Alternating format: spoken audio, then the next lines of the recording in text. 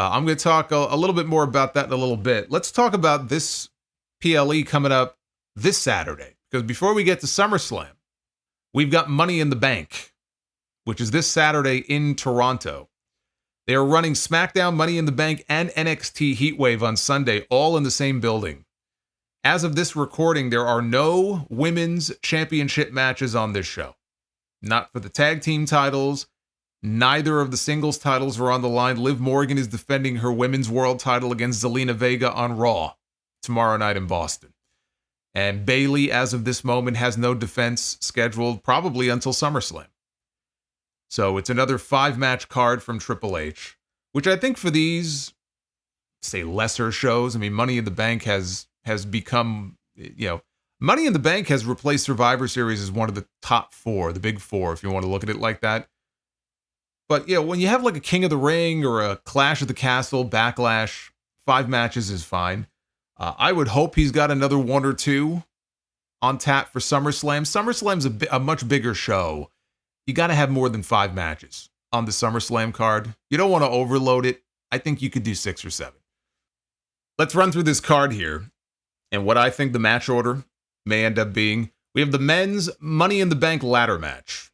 Jey Uso, LA Knight, Chad Gable, Carmelo Hayes, Andrade, and the winner of the qualifying match tomorrow night between Drew McIntyre, Sheamus, and Ilya Dragunov, who replaces, because the report is that it was going to be Ludwig Kaiser in that spot, which makes sense because Sheamus is in the match.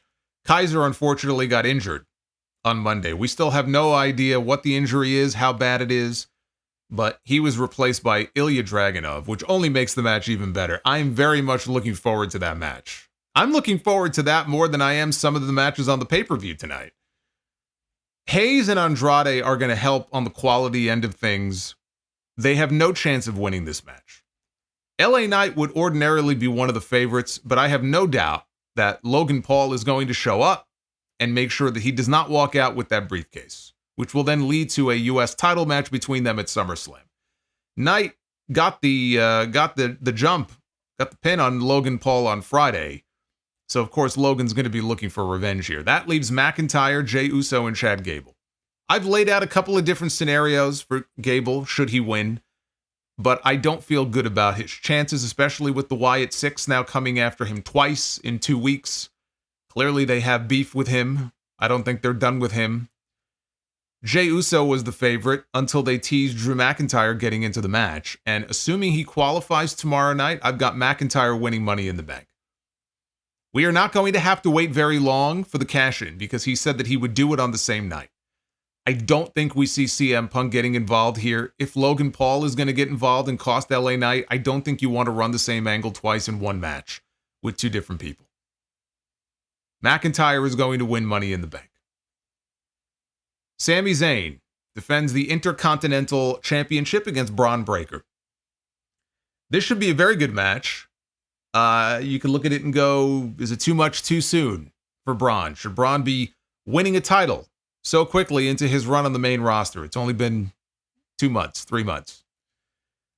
Braun Breaker is going to be one of their top stars for years to come. Braun Breaker is going to win world titles, let alone intercontinental titles, and that will happen, over the next 5 years. Is it too soon for this? Look, I think it's too soon in that it's not going to happen. I think Sami Zayn is going to win this match. It could be a fluke pin type of thing. I don't think he's just going to hit him with the haluva kick and pin him. It'll be some kind of roll up. It'll be something janky that happens in this match.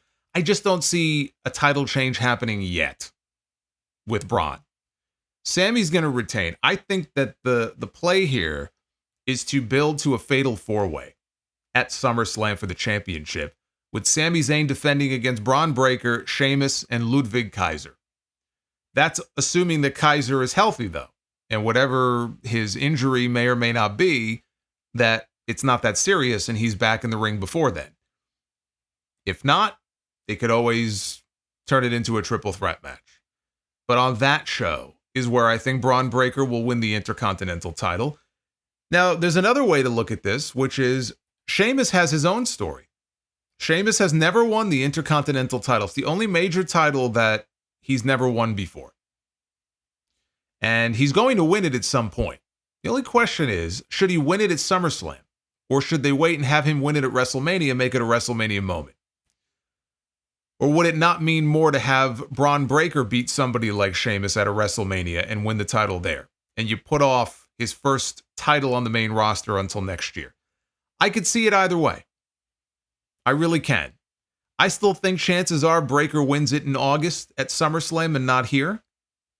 But I wouldn't mind it if they did that triple threat or, again, fatal four-way, whatever, let's say it was at SummerSlam, and Sheamus won the title there. Gets his big moment there.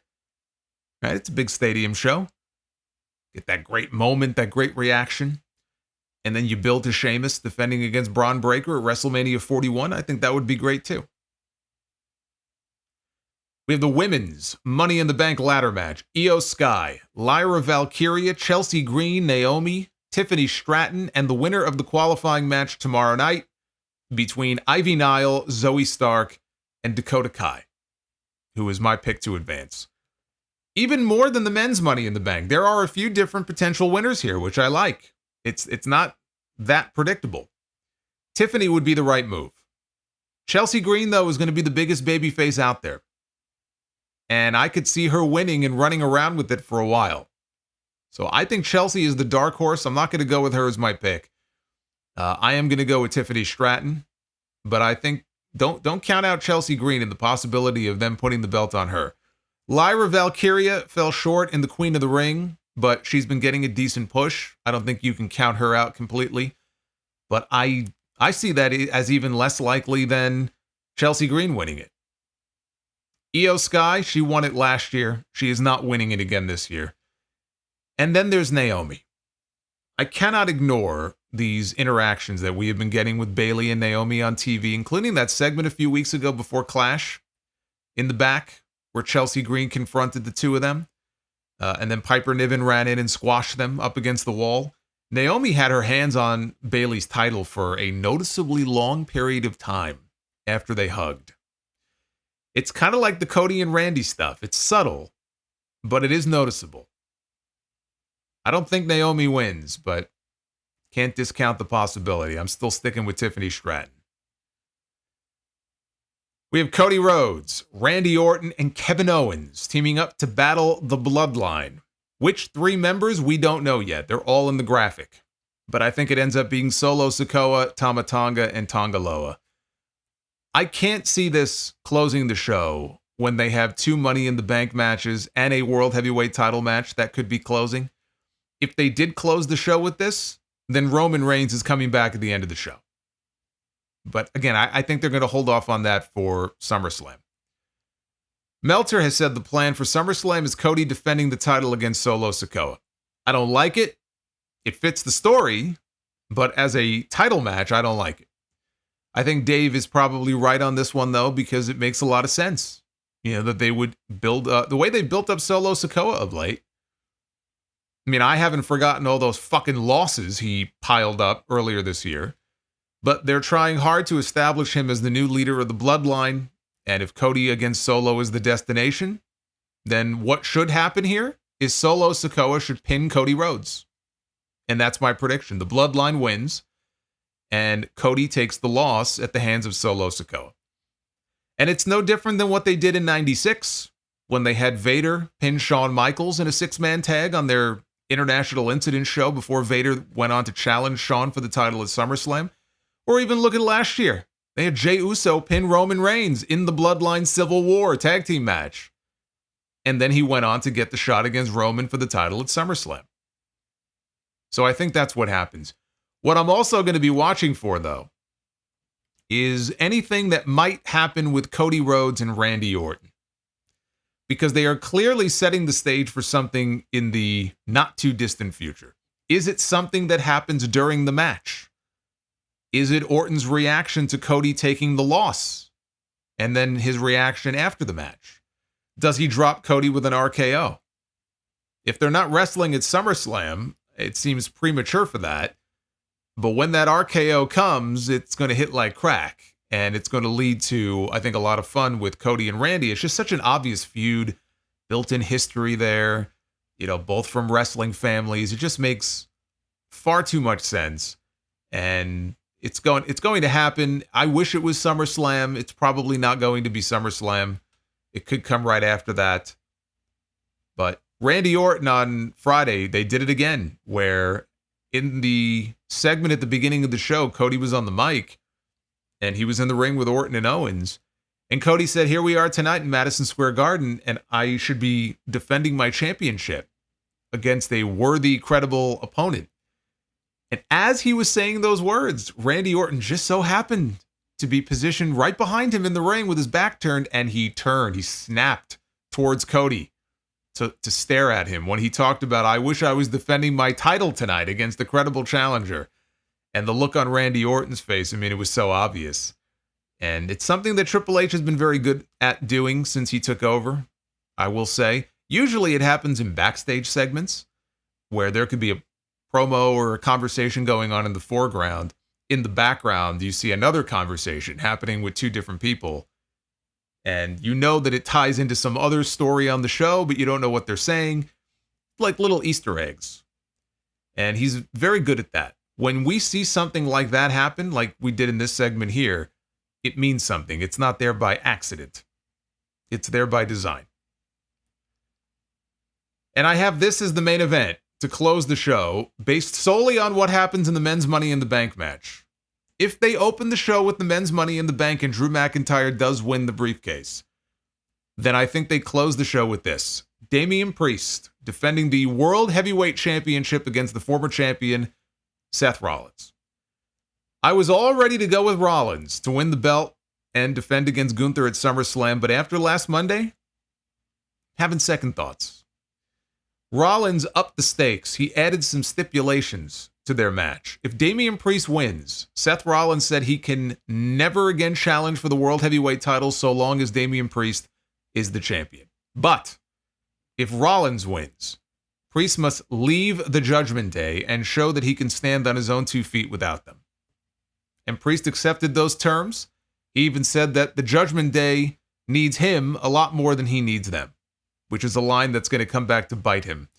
But the idea of Seth Rollins thinking that he's making some kind of bold statement by saying that I can never again challenge for the World Heavyweight title so long as you are the champion is so fucking laughable, given that we all know he's on borrowed time until SummerSlam, right? Like, Gunther is taking that title at SummerSlam. Barring any kind of cash-in nonsense, Gunther is taking that title. So I'm like, I'm listening to him and I'm like, oh, how bold of you. What a bold move. He won't be able to challenge for the title for a whole month. Oh, the horror. When Priest leaves the Judgment Day, I don't see it being because he lost the match to Seth Rollins. Something has to go down with him and Finn Balor. Or maybe Liv Morgan manipulates the rest of the crew into turning against Priest. Who's the one member, other than Rhea Ripley, who's the one member of the Judgment Day that has not bought into her bullshit? Damian Priest. She's got everybody else in the group seemingly wrapped around her little finger. Damian Priest is the only one who hasn't bought into her BS. He sees right through her. So if she ends up being the downfall of the Judgment Day, I think that would kind of be appropriate. You know, and then by the time Rhea comes back, she could just destroy this girl. I'm going with Damian Priest. I think Damian Priest is going to retain the title. Rollins and Gunther is the better match at SummerSlam, but I think it ends up being Gunther and Damian Priest. As for Mr. McIntyre, he promised that he would cash in the briefcase that same night. If Logan Paul is going to screw LA Knight out of the briefcase, I would not have CM Punk do the same thing to McIntyre in the same match. Let Drew win the briefcase. He cashes in here mid-match, like Rollins did at WrestleMania, when both men are down. The bell rings to make it official. Once the bell rings, that's it. The cash-in is already done. You can't go back on it. That's when CM Punk emerges, and he costs Drew McIntyre the World Heavyweight title for the third time this year. And Priest pins McIntyre to retain the title again. I don't know what that means for Seth Rollins at SummerSlam in that scenario. I don't know. I don't know who I would fit him in with. But now, you know, you do this.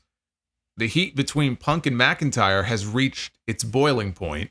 And with that failed cash-in, that's one of your 3 main events at SummerSlam this year. The other two being Priest defending against Gunther and probably Cody defending against Solo. Not exactly two marquee title matches, but that's what it's looking like to me. And those are my Money in the Bank predictions. We'll see if they do stuff on TV this week that alters my predictions. Yeah, I guess when I talk about SmackDown on Friday, if I have a change of heart, I will let you know. But I'm going to stick to my guns on this. I'll be live on YouTube immediately after Money in the Bank for the full review.